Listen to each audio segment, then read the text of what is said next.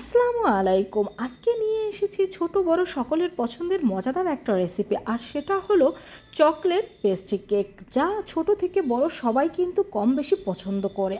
আর ছোটরা এই ধরনের কেক পেলে কিন্তু একটু বেশি খুশি হয়ে যায়। তো বাসায় কিভাবে এই পেস্ট্রি কেকটা তৈরি করবেন সে রেসিপি শেয়ার করব। প্রথমে এখানে আমি 1 কাপ পরিমাণ ময়দা নিয়ে নিচ্ছি, আর দিয়ে দিচ্ছি 1 চা চামচ পরিমাণ বেকিং পাউডার। আর এখানে আমি 3 টেবিল চামচ পরিমাণ কোকো পাউডার দিয়ে দেব। এখন এই শুকনো উপকরণগুলোকে আমি একসাথে ভালোভাবে চেলে নেব। তো এই শুকনো উপকরণগুলো সব একসাথে ভালোভাবে চেলে নেওয়ার পর এগুলোকে একসাথে মিশিয়ে একটা সাইড করে আমরা রেখে দেব। আর এখানে আমি নিয়ে নেব স্বাভাবিক তাপমাত্রার 4টে ডিম। এখানে কিন্তু কেক তৈরি করার ক্ষেত্রে অবশ্যই স্বাভাবিক তাপমাত্রার ডিম নিতে হবে। আর ফ্রিজে থাকলে সেক্ষেত্রে 1 ঘন্টা আগে বের করে রাখতে হবে। তো কুসুমগুলোকে আমি আলাদা করে নিচ্ছি। এখন ডিমের সাদা অংশটা 1 মিনিট বিট করার পরে দিয়ে দিব চিনি। এখানে আমি 1/2 কাপ 1 টেবিল চামচ পরিমাণ চিনি নিয়েছি, আর এই চিনিটা আমি 2বার দিয়ে এই ডিমের সাদা অংশের সাথে ভালোভাবে বিট করে নেব এবং একটা পারফেক্ট ফোম তৈরি করে নেব। আর এখানে চিনিটা এমনভাবে বিট করে নিতে হবে যেন চিনির প্রত্যেকটা দানা গলে যায়। আর চিনির দানাগুলো যদি গলে না যায় সেক্ষেত্রে কিন্তু অনেক সময় কেকটা পারফেক্ট হতে চায় না।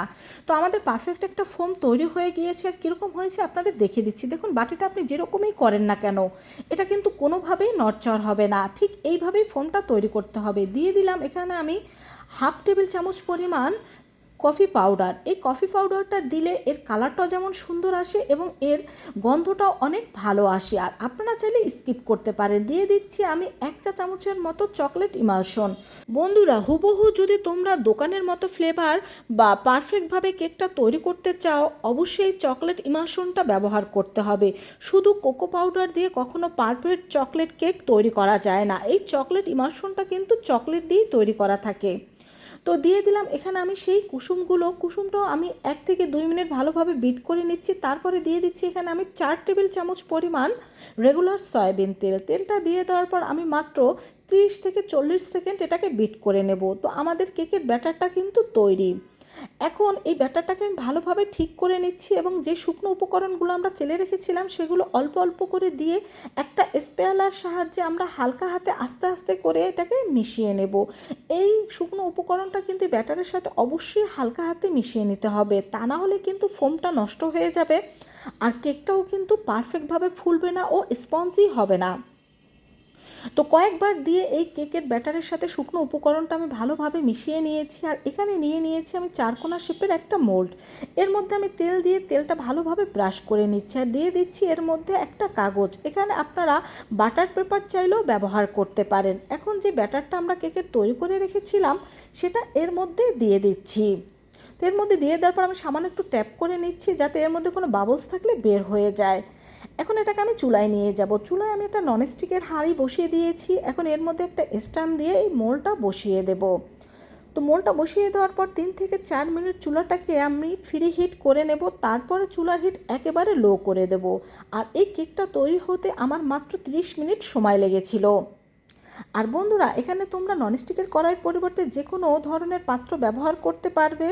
অবশ্যই তার মধ্যে কেকের মোল্ডগুলো ভালোভাবে বসতে হবে।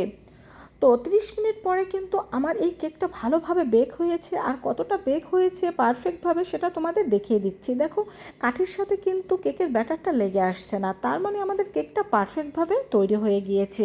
এখন এটাকে আমি চুলা থেকে নামিয়ে নেব, আর নামিয়ে এটাকে ভালোভাবে ঠান্ডা করে নেব। তো এটাকে ঠান্ডা হতে দিয়ে আমি এখন কেকের জন্য ক্রিম তৈরি করে নেব। এখানে আমি ঠান্ডা 1.5 কাপ পরিমাণ হুইপ ক্রিম নিয়ে নিচ্ছি, আর এর মধ্যে আমি দিয়ে দিচ্ছি 1 টেবিল চামচ পরিমাণ পাউডার চিনি।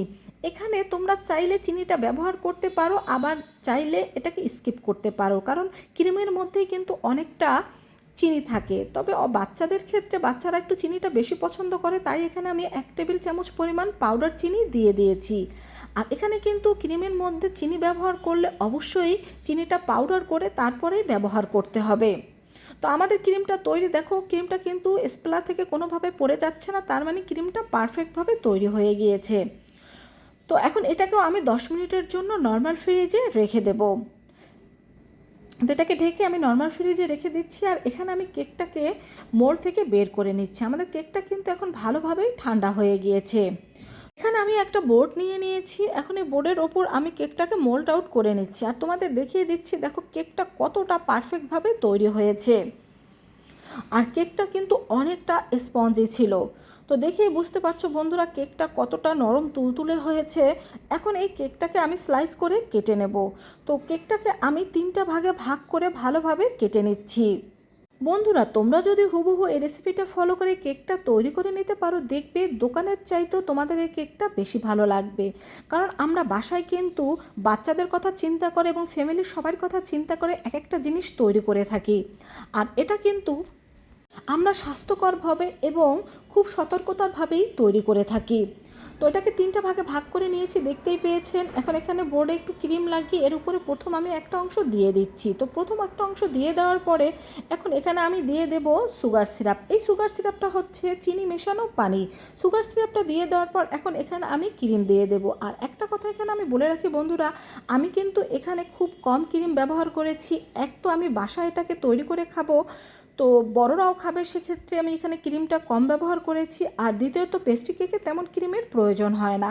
তো দিয়ে দিলাম আমি এখানে কিছু চকলেট গার্নাশটা ভালোভাবে ঠিক করে নিচ্ছি।